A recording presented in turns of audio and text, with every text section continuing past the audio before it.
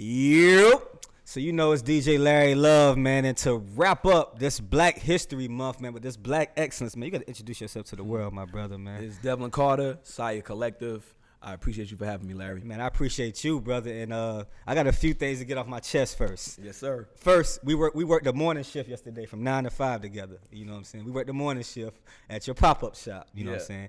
And the second thing is, I refuse to wear sneakers in front of you until I got a pair of your shit. Hey. Like you see, I got no boots. Everybody see I got my Chuck Norris boots, right? You see, I got my Chuck Norris boots on today, right? So I'm not wearing sneakers in front of my man until I get a pair of his shits. Again, like, yo, I seen and no bullshit. I seen 500 people in line and 450 people had on your shoes, and other 50 people probably didn't. I didn't see them. No, that was crazy. And that was the first time I actually even did anything like that. So to see it myself too, I was like, damn. So how many people know that you don't really do pop-up shops like that? Is this something that your fans know that you don't do pop-up shops? Well, yeah, because of so when we really started getting like lit, the pandemic hit. Okay. So we do what I call SIA Saturdays, and it just started. I started selling the shoe on Saturday, every Saturday, which as an independent brand is unheard of. Right. And then to do it, I've done it now. We're past 40-something weeks of every Saturday dropping the shoe and selling out in like a minute. 1 minute. 1 minute. So by selling out, I'm talking about people go to a link. Yep, go to the website. They can't click it after a minute. The first time it happened, right? Because before that. Well, okay, what was you doing? What was you? Okay. Let's slow this shit down. Okay. So what was you doing? What was you sitting at when your first link sold out? All right, so what was you doing first? So it was the first Vultures. I had put them up. Okay. Right, but before that, I would put up my other shoes. They $400. So it take longer to sell because not everybody got $400 for a luxury sneaker. Okay. So this was the first shoe that I did that was at the $200 price point. So I put it up, and I work from my house. I'm in my garage. So I post the link. Do people know that? Yeah, they know. I work from home. Okay. Because when I made the company, the thing was I seen Amazon, I seen Apple, Microsoft, I seen all these companies. They started from their garage. I remember the Amazon John. He had Amazon on the banner. Yeah, so I said that's what I want to do because I want I have younger kids, so I want them to see me, every day and not be stuck in traffic to come home. So I wanted to build this from the house from the beginning and show them like, yo, we could literally make a company that could be worth millions or $1 billion one day from our house. So for the people watching, just because you have kids, don't stop your fucking blessing and don't stop what's meaning for you. And because sometimes people, how people be like, they got kids, they don't got time. Yeah. But I can tell. So before the fashion shit, but before the shoes, we got to go back a little bit, man. Yeah. This is Atlanta. You came to the Mecca, man. This is Wakanda, man. You know what I mean? So, it is. You know what I mean? So for I see, shout out to H. He brought us some the shorts. So did you start off with clothes first before the shoes? Like what? Or was it all together first? First, let me finish answering the other question. Okay. So what happened was I had posted on my computer the shoes. The minute, on the website. Just for the minute link. For the minute sellout. Okay. So I posted it and my dad was visiting. So I walked from my house, from the garage, and I walked upstairs into my bedroom, and I told my wife, I was like, hold up, my phone keep vibrating. So I looked at my phone, and it was like $40,000. I'm like, I ain't never make $40,000. 1 minute. I'm like, something is wrong. To all the dope boys of America, you can make $40,000 in 1 minute selling some fucking merchandise. She was like, I said, nah, something ain't right. I said, nah, it say like they gone, they sold out. Like it say 0 left. I'm like, but I just How many pairs? What's that? It was like, I think it was 200 pairs. 200 pairs the first time. Yeah, it was like, it was 200 pairs. So nigga, I got the juice after that, nigga. Right, because it was the funny thing is I had made that shoe as like a joke, right? But it sold out so fast. We had the other colorway already ready, because I had made 2 colors. So that's how you got into the every Saturday stretch. Right, but people were mad in the comment section. It was like I tried to buy them, they sold out in my cart. They started coming at me like, yo, they sold out in my cart. How I'm gonna get them? And I was like, yo, this is crazy because I've never had this. Like that's that Yeezy success. Facts. So I was like, I was shocked. So I said, look, if y'all want me to, because I could put the other pair up tomorrow on Sunday. Okay. And then they was like, yeah, put it up. We won it. We missed out. Okay. So I said it was 3 minutes, right? The first shoe sold out from walking from my garage to my they were sold out. But I didn't even know that they were sold out because I didn't look at my phone. Yeah. But by the time I looked at my phone, it was 10:03. So I just said, I was like, damn, these shit sold out in 3 minutes. So the next day when I posted the next pair up, now I said, we gonna wash it. And literally, I watched it just go like it was a bling, and it was over. It was over, and I was like, so these 2 pair of shoes. yes. And the second pair sold out. I said, now that pair sold out in a minute, less than a minute. So that's why we figured out the first pair definitely sold out less than a minute, but I didn't even know to check my phone because I didn't expect. I'm like, they'll put them up. They'll probably be up there for a week and then sell out or whatever. I wasn't tripping. And then after that, I said, we got something here. So Nigga, then I started, after that, you had something the first shoe, man. Right. Yeah. And so because of that and the thing, I always like building my people. I had took a picture of the shoe. I was like, yo, I'm going to let y'all pick a colorway, design it yourself if y'all got Photoshop skills. And then these people started making all these dope colorways. And then I said, fuck it, we just started making them. We was making them. And then I got to the point where it's like, no, I need to put a lot of money into production. Because, so your colorways came out from you asking people what? Yeah, color? because I seen like 30 colors yesterday, bro. We drop a new color every weekend, every Saturday. So we have over probably 40 colors at this point. Oh my goodness! Because if it ain't, we're not selling that shoe. It's another shoe from my company that I designed that we're selling. So when I was sitting there DJing yesterday, right, and we're gonna go back to the day one story. But when I'm looking at you, looking at I'm like, yo, he got to feel like everybody had on your shit. It's crazy. And you said that was your first physical, you know what I mean? That was my first time seeing, which got me emotional, seeing people so prideful and wearing it. Yeah. You know what I'm saying? Yeah. There was so many beautiful black people in that line. And you could see the pride that they had in wearing. You had one dude had a yellow one on, and he had the orange one. Those were 2 different shoes. 2 different shoes. I thought that was a. Okay. So what he had on was a pack. It's called the birthday pack. I released those for my birthday. Okay. Right. So on Saturday I released like the yellow pair, and on that Sunday I released the orange pair. He must have been quick on the draw because he got both pairs. And they usually don't happen. They usually don't happen. There's some people that hit all the time. I don't know if they got bots or they got. Everybody say Apple Pay is the way to go. Apple Pay is the way to go. So all you gotta do is check out. You check out like in 10 seconds. Oh my God. So when I seen that shit yesterday, bro, and I'm like, damn. When I'm trying to look for some Nikes in the line. But what did it for me is when I seen that it was like a 60-year-old white lady that had like that black rock star shirt. You took a picture. When I seen that, I was like, that's a whole different. Yeah. This is a black man and this is a 60-year-old white lady. They ain't got nothing in common. You know what I'm saying? Right. No, I mean nothing. I'm just saying like just like our age group and our upbringing is different. And she wasn't, and she almost cried like when she hugged. I seen all that, bro. And that's when I was like, you know what? We got to get him to LivehiphopDaily. Yeah, no, because it's real. Like one thing, the way I built my company, I built it through my interactions with the people. I don't like calling them followers. I call them supporters. Supporters, I like that. The people that support me, like they really support me, and they protective of me too. Yeah. Like people will come in the comment section trying to be negative. They'll be on their head. I haven't seen a comment. They be like, we don't do that here. I looked at your last. We don't do that here. So when I got, so they booked me to when I did the event, and I looked at, and I was like, so I'm hip. They was like when I didn't see you, and you get 1,000. You got a real page too. Yeah. Shout out to the people that got real pages that don't buy the file. Like yo, you got 1,000+ comments on every pic. I'm like yo, this nigga got to be somebody. Like I got to see what's going. Not one negative comment. Yeah. Not one negative comment. I'm talking. I've never because I'll block them. I don't care. Okay. If you come in here with that stuff, you getting blocked. Yeah, I like that. I don't like negative energy. Yeah. So if you here for the wrong reason. Like. Yeah. And the one thing that people love about me is like, you know, like Lou, he's a sneakerhead. But shout out to Groovy Lou, moving and grooving, baby. You a sneakerhead, the one thing you get, cause I'm a sneakerhead too, but I got tired of playing games to buy shoes. You know what I'm saying? Like, oh, you need to do this raffle, or you need to skateboard into the store to buy these skate shoes or whatever. You got to do all of this foolishness. So with my people, I'm like, yo, they sold out. I'll put them up for pre-order. Yeah. And the thing that people don't understand about the pre-order, sometimes I'll do $1 million in pre-orders. I don't touch their money. I have to take my own $1 million and put it into production. And then once everybody gets their shoe, then I can get the funds released. So for the rap niggas that make albums and do digital sales, my man said he put his $1 million into his own clothing company before nobody cut the check. No front. There ain't no front. No, I have to pay for it. So every time when they be like, yo, D, please do a pre-order, I'm paying for those pre-orders to get made. Some people think like, oh, I'm going to use their money. That's stupid. You should never build a company on trying to do pre-orders to pay for merch. Because especially in this time, pandemic, say a factory worker gets sick and die, and that's your plug to China. Now he got all your money, but you're never gonna get the shoes because you don't know him. You can't fly to China because right now Americans are not even allowed in the part of mainland China is where all the factories at. So if you're American or a foreigner, they're not letting you in. So you would never be able to get that. You just took that L. So imagine if I took $1 million of people's money and they couldn't get their shoes.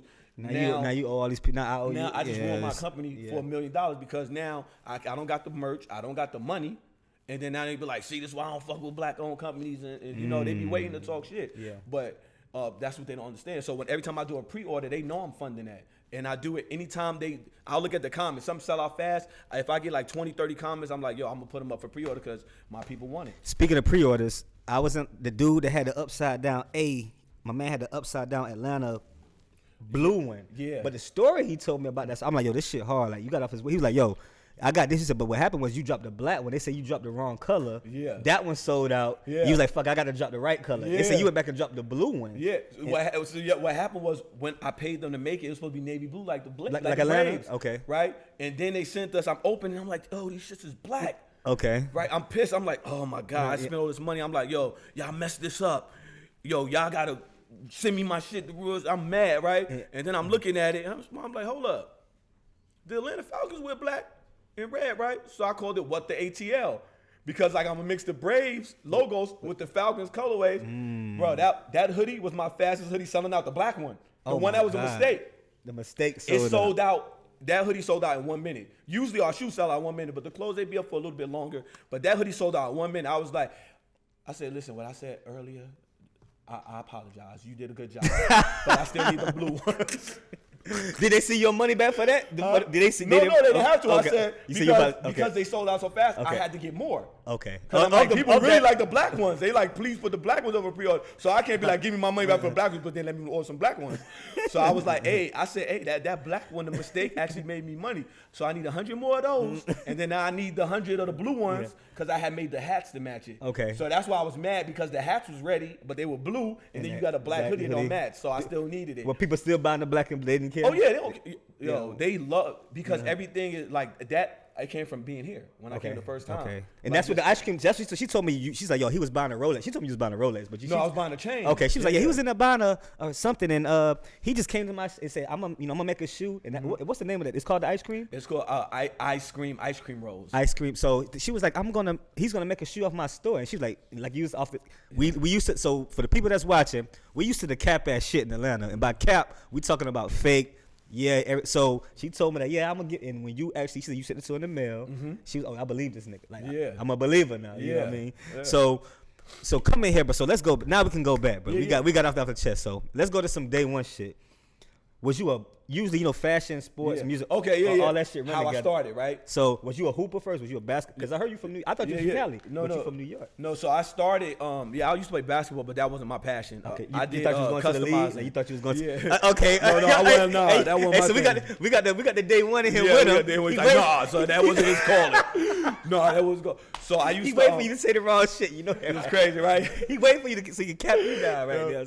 So in '97, when I had graduated high school, I went to Queensborough Community College, and I met this dude named Drew Cartier. Right, he used to work with DJ Clue and them, and he had painted his Jordan 13s. They was the red and white ones, the cherries, and he painted the royal blue on it.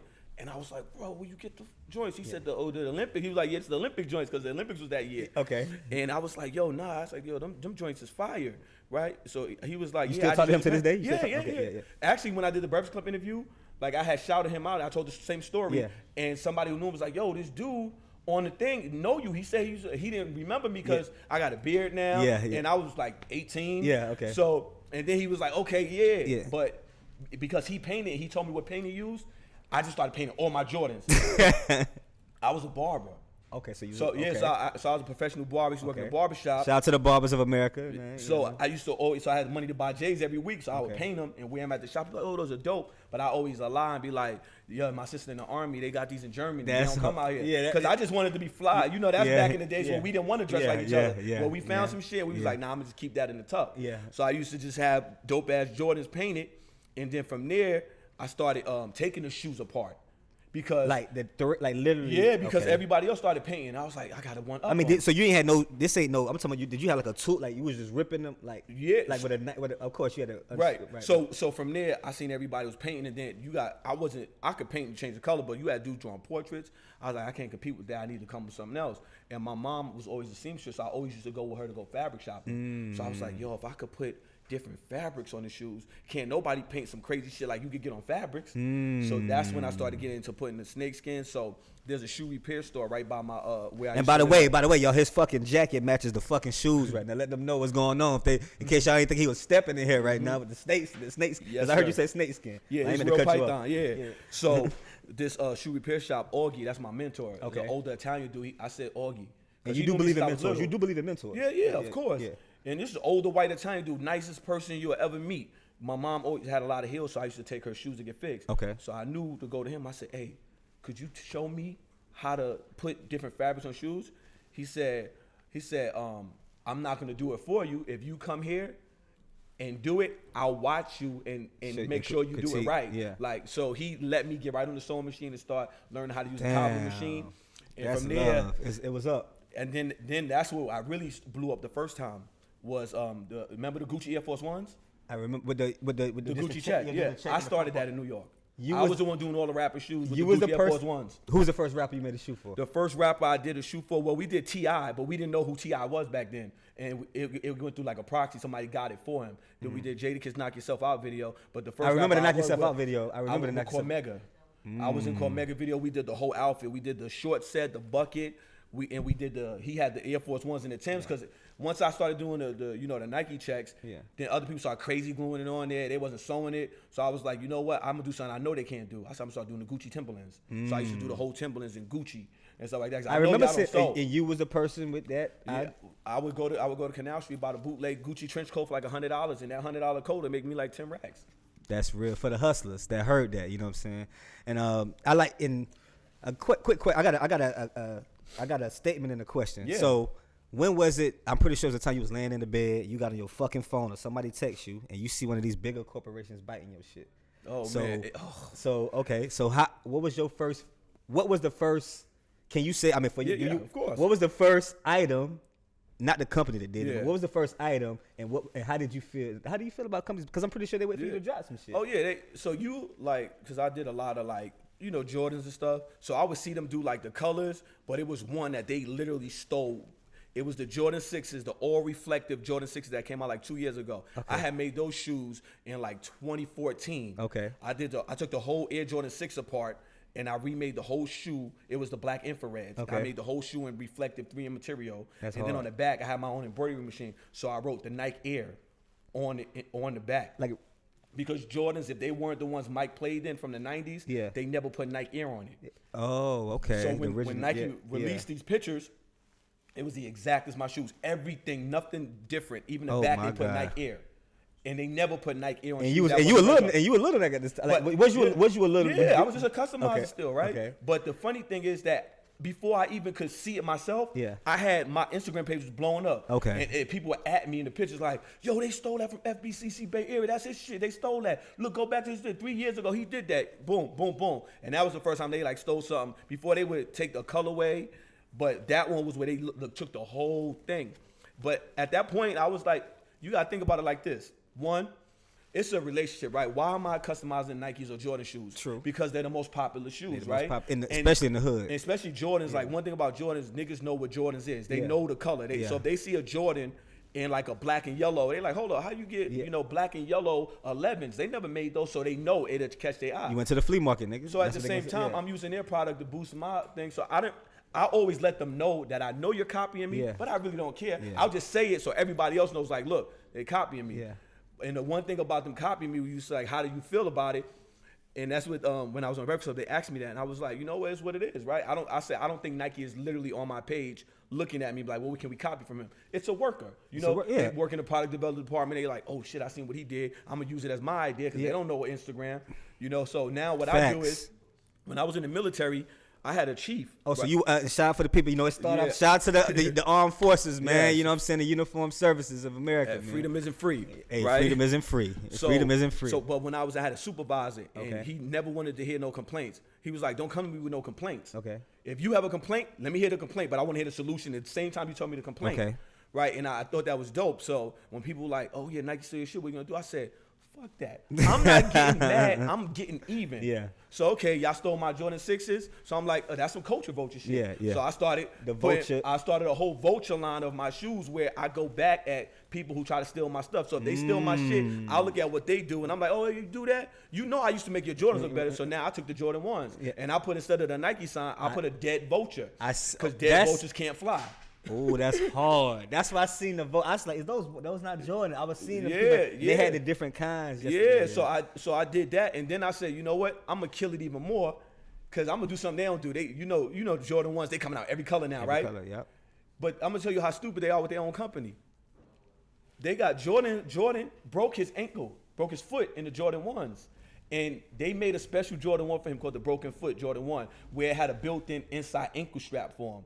All these times they done made all of these Jordans, they ain't never tell that story. So I said, you know what? I'm gonna do the Broken Foot Vulture 1s, and I call them D1Y because I was a customizer. Instead of do it yourself, I could do ones yourself. And then I put the dead vulture on the side of it. I put the ankle strap, everything the way his look. I did the same thing, but instead of a swoosh, it's the dead vulture thing that kind of looked like a swoosh. And then people be like, Nike's gonna sue you. And this is the thing that they don't understand. Trademark law. I don't have a swoosh on my shoe. Yeah. I have a dead vulture. You're right. They have a swoosh. Yeah. And then on the other side it says SIA. So like they don't even like the whole model of the Jordan 1. Anybody can make a shoe with that. As long as you don't put their swoosh on it, they can't do nothing about it. Yeah. Man, you know, but that's the thing. A lot of people, they don't do their research. Because if you do, a lot of people will be making money off of their ideas instead of just trying to give critiques and criticism all the time. Another thing is before we get to that, well, let's get to this part. I seen Montrez was wearing, you know. So how did that situation come about? Because I know, you know, he with Reebok or something. Yeah. So Montrez is still with Reebok. Okay. He's under contract. His contract is about to expire, right? So he was like, yo, I want to do my own shoe. So he's been reaching out to me like the whole last season, but just all the times either he's busy or I'm busy, so we never got the link. But then when they had the after the bubble, he hit me. He's like, "Yo, I'm ready. Because he does fashion too. He has his own brand. Okay. You know, I think it's called Underdog. Okay. So he has that, and then he's working on a more upscale brand. So he's like, "Yo, I want you to mentor me. You know what I'm saying? Because I really love this. I want to do this." And then he was like, I was like, "Yo," because he wants to make a skateboard type shoe, because that's like his vibe. You see how he dresses. So he wants to make his own. I said, "Yo, I'll help you," but I said, "Yo, let's do something dope where we make you an on-court basketball shoe." He was like, because Reebok didn't give him a signature shoe. Do they get creative control? Do they really get creative control? He told me no. He was like, he get like PE. He gets like a PE a month, and he wasn't even getting a PE a month. And not just him. I'm just saying, like, you been in the game for me. You know how this shit go. Do they really get control of the shoe? No, a lot of them don't. Because I remember Dame Lillard. Somebody designs it, and I guess they're gonna be like, do they like that or change it? But a lot of them don't really have creative control. And I told him, I said, yo, you tell me what you want. You give me the ideas you want. If you see something on a shoe, on this shoe or that shoe, give me the idea. I'm gonna put it together and do my thing, and you know, make it come to life. So that's what we're working with the Trez 1. Once that happens, you go to. I guarantee you better do about 10. You already know how that shit about to go, right? Man, you already know how that shit about to go, right? I don't know.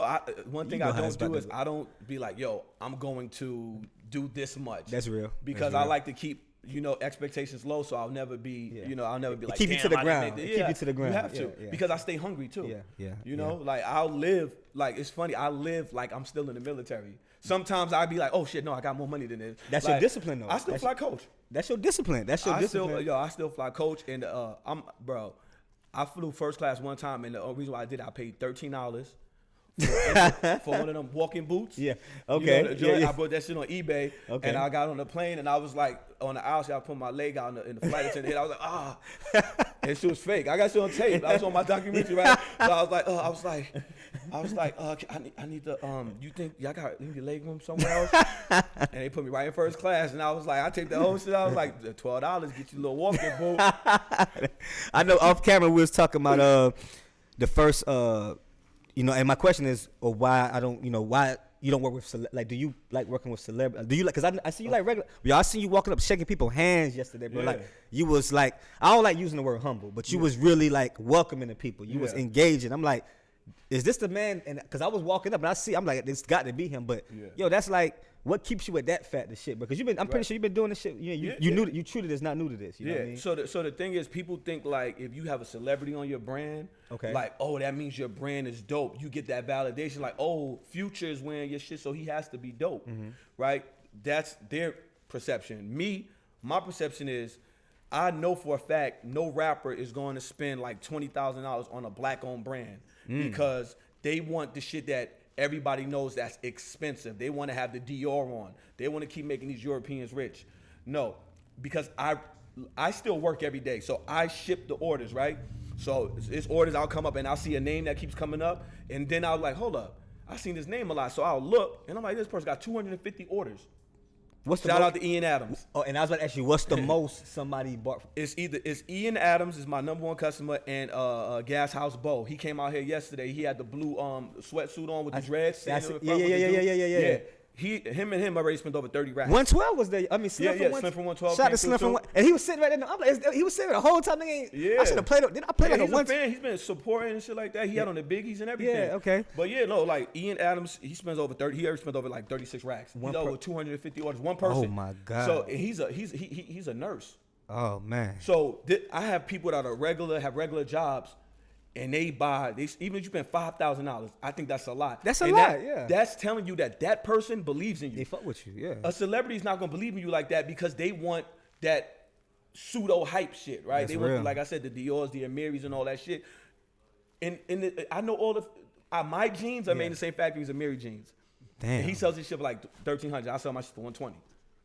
And since I'm an actual fashion designer and know how to sew, I get the better quality than them because they don't know GSM weights. They don't know all of these terminologies because they can't sew. Like I tell everybody all the time, show me a video of Virgil sewing. And this is no hate to nobody. Show me a picture. Show me a video of Virgil sewing something. That's real. Show me Jerry Lorenzo sewing. That's real. Show me a Mary sewing. I seen him flick paint on shit, but can he sew? That's real. Like I can literally, any fashion designer, you could lock us in a room with a sewing machine, leather, denim, whatever. The only person coming out with an outfit made is me. Is you. They just gonna be sitting there like this. Well, can I call my designer to come in and sew this shit? Like you done been to that test, I'm sure. They can't do that, right? Yeah. And then people they'll see certain people, right? Like they'll be like, oh, Virgil's lit. Everybody know Virgil. I hate this shit when people like, oh, you the next Virgil. No, I'm not. Nah, Virgil's not even this. Yeah. And then because we had this talk, I have real talks on Instagram Live. Right now, we probably got over 1,000 people in here. Right, you do. You got a good number. How many of the Groovy Lou? How many we got? How many we got? How many of it, Lou? How many people we got in here? Look at the thing. Almost 600 something. Okay, yeah, shout out. Yeah, so right. So one time we was on live and somebody was talking about Virgil. I was like, oh, let's look up his net worth. His net worth is $4 million. I made that last month. And see, and nobody knows me, but I don't care. And that's and that's what I'm saying. And you don't mind talking about it. And that's what I'm saying. I don't care. They don't gotta know me. But you accessible. The bank know me. Right. That's who's supposed to know me. That's it. That's right. That's real. All I want. I don't need the blogs to be like, oh, Devlin Carter. Fuck what y'all talking about. I want to get to the bag so I can save and create generational wealth. Right. I don't care about if this rapper rap about my shit because a lot of things with the celebrities and how they disrespect black businesses or black designers is that. And T-Pain has said this in the interview last week, and I reposted it. I seen that. He was like, so y'all can get on y'all Instagram Live and all this shit, be showing all this Gucci shit y'all got, but then y'all go to a black-owned business, be like, man, them T-shirts $30. But you just spent $300 on a Supreme shirt that's on the Gildan. Facts. That's $1 T-shirt. And you spent $300 for it because it has a box logo, and you feel like you're going to get some hype or some followers off of a clothing item. Right. I don't do that. So did you go to, did you take any schooling for any of this type of shit, of anything that people? No, I'm a real people watcher. Like when I went to fashion school. What's the name? Can you say the name of that? Yes, I went to the Fashion Institute for Design and Merchandising in San Francisco. Okay. And when I went there, I was still just doing shoes. Okay. So when I went there and I showed them my Instagram at the time, I probably had like maybe 30,000 followers. Okay. And the school was like, why do you need us? You already have this. You're making this. I said, because I want to learn the terminology. Yeah. Okay. Right. So I went to school for product development. Hard. I was the only student at that school that got 110 in marketing. Right, and then I also got a perfect score from one teacher that never get perfect scores on our final project to graduate. But every time they had a company come in there, they was like, look, I was like the star student, right? Yeah. They was like, they'll bring in like North Face, right? And they'll say, tell them a product, tell them any product. Yeah. And literally they'll tell me the product in less than like 10 seconds. I'll tell them how they could sell it. Man, it got to be in you, not on you. It got to be in you, not on you. You can't teach look at my page. Like it's all. Look at the love. You seen that line? Man, that's marketing. Right. That's me even being real with people. But the thing about me, like I said, I've been DJ for 17 years, but you don't see that often for anything, for no service, no product. That shit was longer than a club, my nigga. Like, that shit was long. Like that was a club. That was a prime for the people that's from Atlanta, Georgia. That was a prime time line. back in the day. Like, nigga, that shit was down the street, around the corner. That was crazy. You know what I'm That saying? was crazy to see. And it threw me off because I'm like, damn, like, for this man to come from Cali, fly in Atlanta to an ice cream shop, and all these big people that buy billboards and all this type of shit, and they can't sell 30 shoes, or they can't, you know, that shit's still sitting there from last season. You know what I'm saying? Exactly. And you sell out in a minute. Like, that shit, that's motivation for me. You know why? One thing, we are the culture. Facts. That's one thing we need to realize. Our power, our buying power. Why you think we don't, not to cut you off, but no. Why you think we don't realize it? Because of the influence, it's the upbringing? Like, what do you think it is? What's your reason? So I think the reason why for us is music. True. You gotta think about it. Everything we learn is through music. True. Like, we learn about fashion, champagne, alcohol. We learn about all of it through our rappers. True. So we assess that greatness, or what they assess as greatness, right? Like, remember when Puffy had Sean John, but you always see him in Louis. You never really seen him in the Sean John stuff because he don't feel like that. He feel like this average people shit. Like, anybody could buy this shit, but they won't always want to wear the shit where it's unattainable to people, right? I call it the, stunt on your own people shit. I don't want to stunt on my people. I want to stunt with my people. Right. And that's why that line was like that, because they'll tell me something like I got a membership thing, right? I seen the membership, and you was telling me you was telling me about the membership. So how the membership program works? All right, so the membership, right? And I didn't come up with this. My supporters, they was like, look, so these people don't respect the process. Why don't you just make a membership for people that respect the process of a pre-order? Make it a certain fee, and then those people will be the people who should be allowed to pre-order. Right. So somebody came up with that in the comment section. I was like, and I was thinking about it, I was like, I don't want to charge people to buy my stuff. So we did the membership, but we put a fee to it. It was like $150 the first time we did it, right? And in the membership, you could pre-order, whatever, but then I said, I'll give you membership exclusives that only people who are members can buy, but I also make everything cheap and I give them discounts. So the membership is really free. Not only free, I still have my first round of members from 150, and them dudes done saved like 4,000. Ian Adams, he saved over 10,000 as much as he shops on just the membership. So he paid $150 to save, And this is the genius of that. I told my school that. I said, hold up. Because all right, this is my thing. I like Shark Tank, right? Okay. You ever watch Shark Tank? I seen Shark Tank with Mark. That's the show that they give ideas. If you do good at paying. And they'll buy. It's like hedge funds, right? Right. So I always watch Shark Tank, and the shit always mind boggles me. You get a company to go up there, they're like, we made $4 million, and we want to sell you 30% of our company for $100,000. All these companies, they're like, I made millions of this, I made millions of that, but for $100,000, I'll let you buy 25% of my company. I'm like, that math that never added up to me. Right. But then I realized what it is just by research. How did you make the $4 million? They made it because they paid so many different ad places to post their shit, to like spam your email with it, right? So when I told my school, I said, look, people paid me $150 to give me their email. They said, wait, hold up, what you just say? I said, people paid me $150 so they could give me their email so I could send them the shit that they want. That's the opposite. So instead of paying for ads for somebody to spam, buy some SIA shit in your email, and I'm paying them hundreds of thousands of dollars to put this in people's emails, I have the actual customers that want it, and they only want to buy the membership because they're going to buy a lot of shoes. Shit. Right. Just my members alone spend $500,000 a month at minimum. So that's a guaranteed money every month because my members, they love this shit because they're like, I don't have to play those stupid games that Nike play, and then they love, I'm doing way more creative shit. Right. Like I got a shoe right now. Remember Duck Hunt? I remember Duck Hunt. We call it Vulture Hunt, right? Okay. Because we can't use their name. We don't want to get sued, right? Right. So the shoe comes with a mini Nintendo. It comes with the real Nintendo. It comes in a box that looks like a Nintendo. It comes with the cartridge that has the Vulture Hunt artwork on it. Okay. And it comes with the keychain that hangs on the shoe is the Nintendo gun. Okay. And all that comes with all of that for $350. Damn. With the Nintendo, and they got 600 games on it. So all the games with the two controllers, emulator shit, it comes in the box. That's crazy. And we got a Game Boy one that the shoe looks like a Game Boy, and it comes with a Game Boy inside the box too. That's crazy. Like man. This is bringing the fun back, and it's the fun. Right, it's the fun. It's, it's the pride in buying. When you go spend my money, I got some pride in this item and know that. Remember yesterday the ice cream box? How that was? Yeah, that's that's like a real ice cream. But think about this: when have you bought a Nike shoe and it came in a box like that? Never. When Nike does boxes like that, it's to give free to people on YouTube to advertise the shoe, but they never give their customers that's been buying $100,000 worth of their product over their lifetime, they never give them that box. They give it to somebody who might have, 100,000 subscribers on YouTube. that box, everybody who buys that shoe is gonna get that box. That box is hard too. It's not cause I wish we had that box, yo. I wish we sold out. Yeah, I wish you could show that box, yo. But see, that's the thing.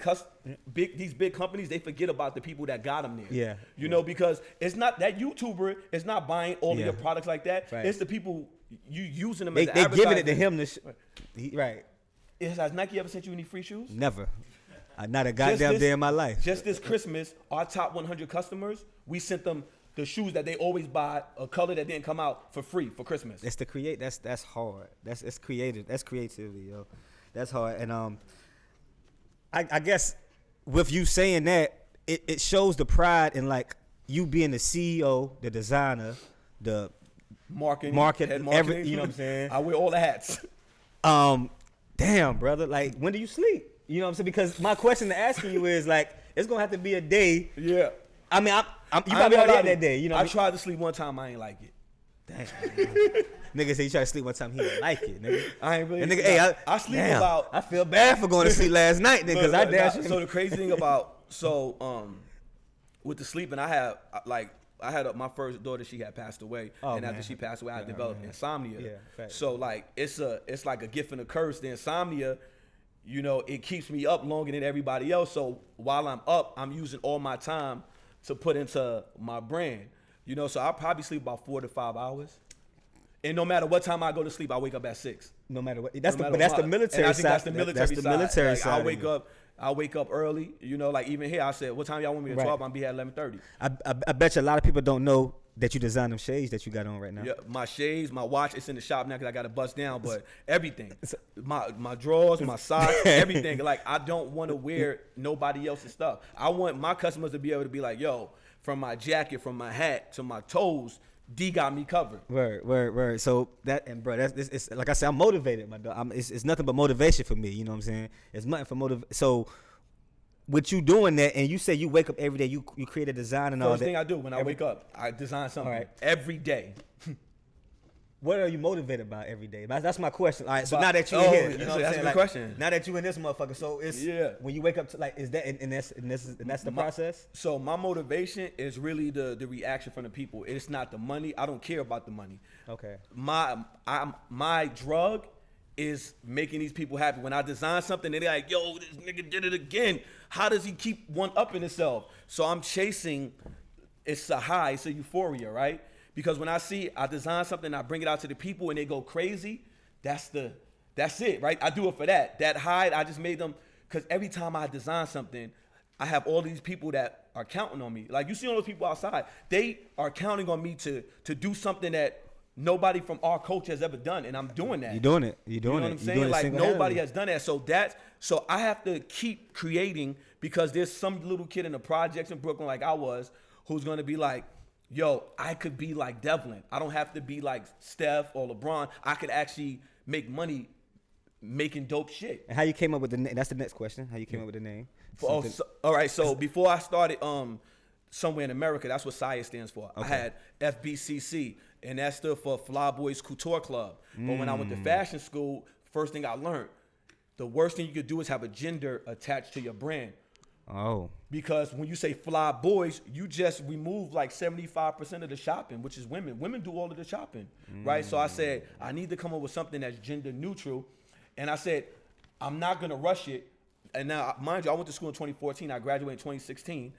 And I didn't come up with the SIA name until like the end of 2018, right? And one day, I was just driving and I was listening to Jay-Z and I was like, Somewhere in America. And I was like, yo, that's dope. That sounds like something that would be super dope as a clothing brand. Somewhere in America. So first thing I did, I called my mom. I was like, Mom, because my mom was a fashion designer. I said, what you think about this name for a clothing line? I was like, Somewhere in America. She was like, oh, I like that. She's like, I like that, baby. That's dope. So I was like, yeah, that's what I'm going to call it. So I made sure I got all my paperwork done and did all of that because, you know, since he had the song, but you can't copyright the song as a brand because it's not the same thing. And Somewhere in America is a regular sentence. Right.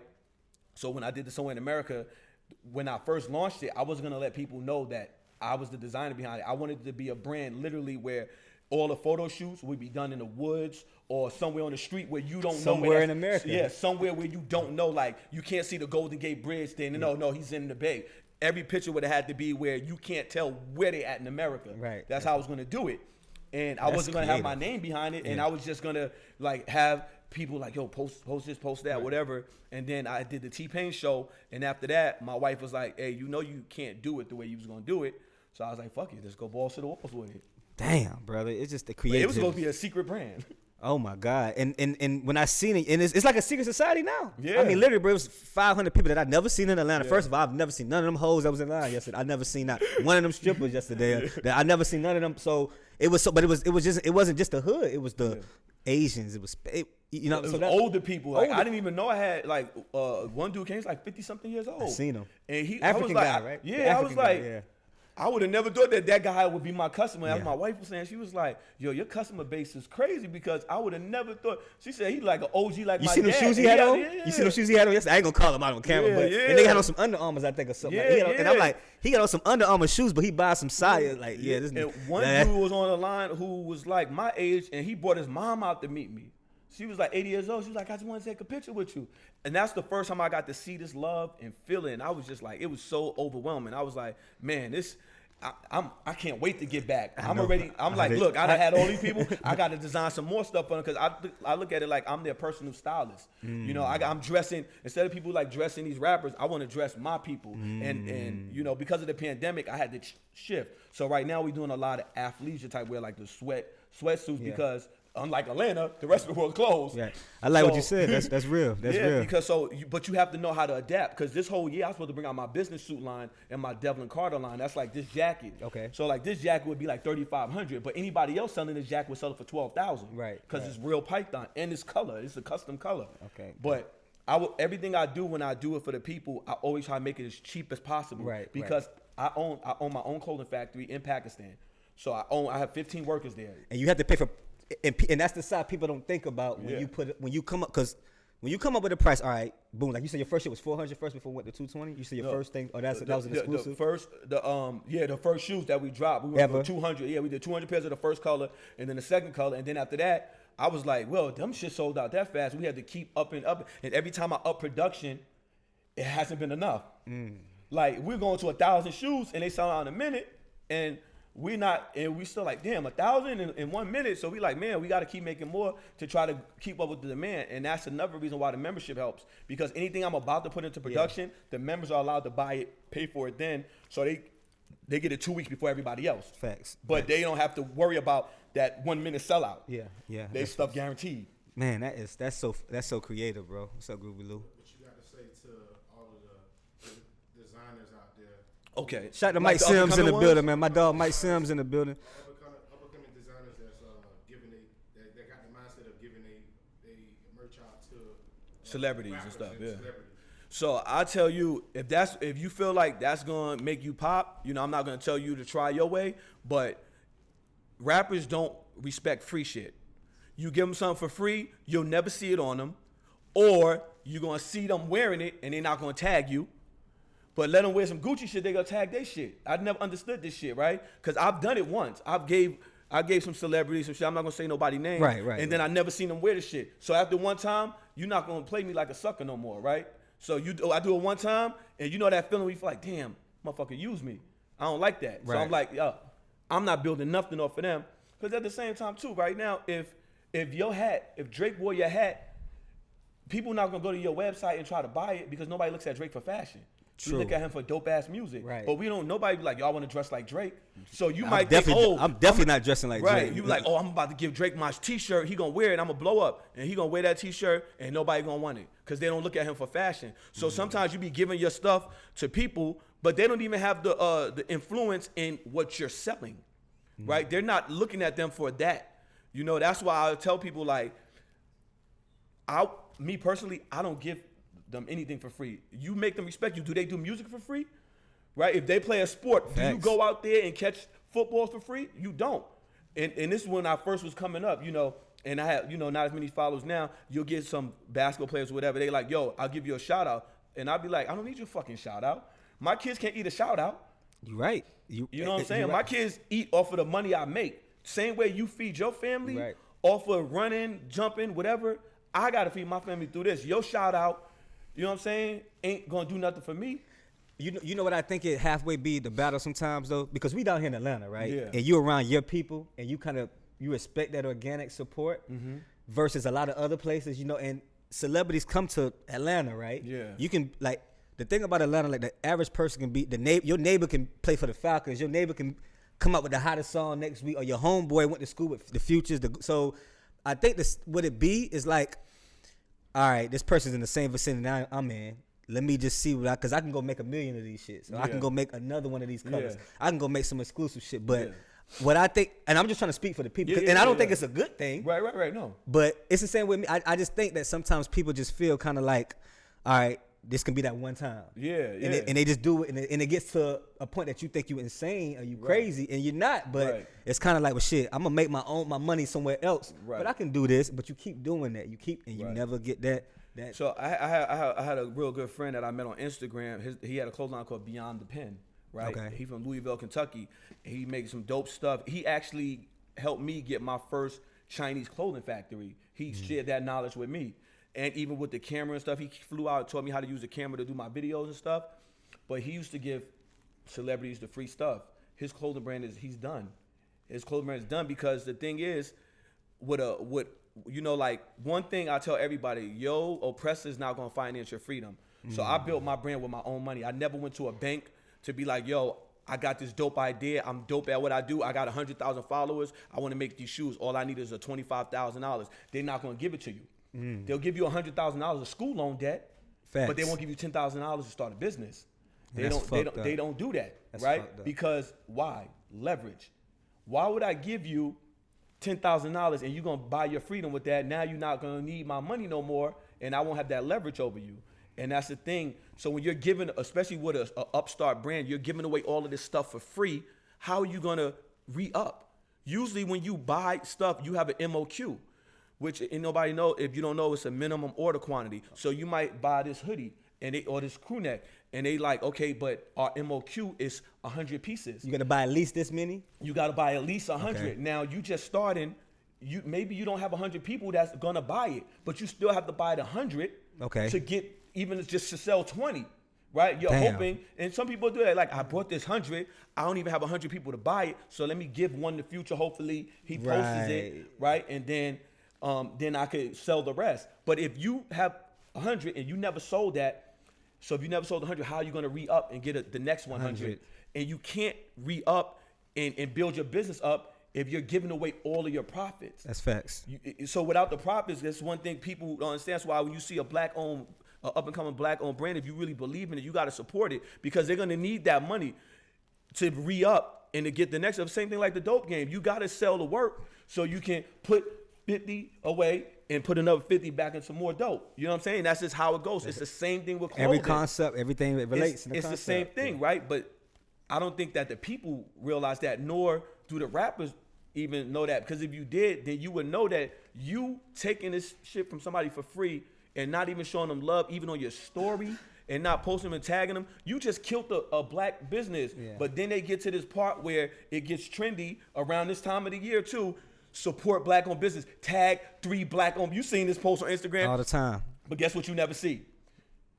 Or they'll have somebody be like, "Yo, tag a black-owned business. I want to drop a bag." What you never see is the follow-up post with them wearing the black-owned business. Never. You never see that, because that's trendy. That's going to get interactions on their page. They do a lot of shit to get likes. The clout shit. And no, it's for the likes and for the comments. Okay. Because it builds up their algorithm so they get to the Explore page.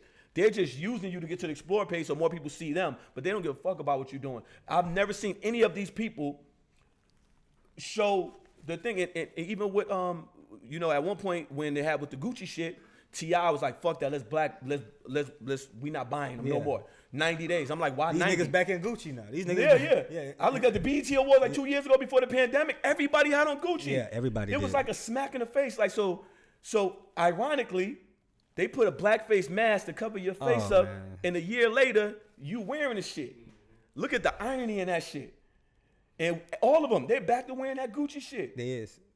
You right, man. But when T.I. had posted what he posted, I never saw him wear any of the black brands he was posting on his page. I barely see him wear the Aku shit. Yeah.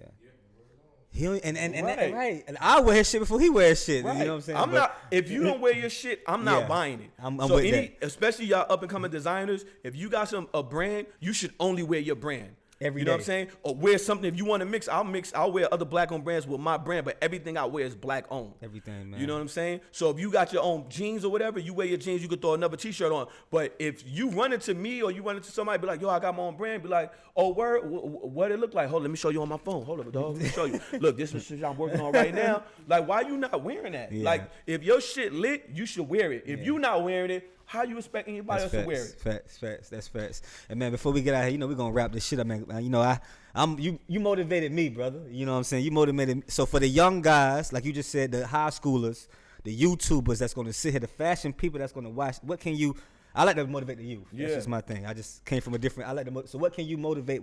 How? Yeah, I'll tell the youth on some real shit, believe in yourself more than anybody. But one thing you have to realize that my success or your success is not, somebody else's success is not your success. Just because you see me making money, making shoes, but this is my real life, genuine passion. Facts. I started customizing shoes in 97. Mm-hmm. I didn't start making real money off of my own brand until last year. That's 2020. Talk that's to 20 these people, years. man. Talk to these that's people, 20 man. years of mastering my craft, quitting my craft, going to the military for 11 years, and then reconnecting with my passion.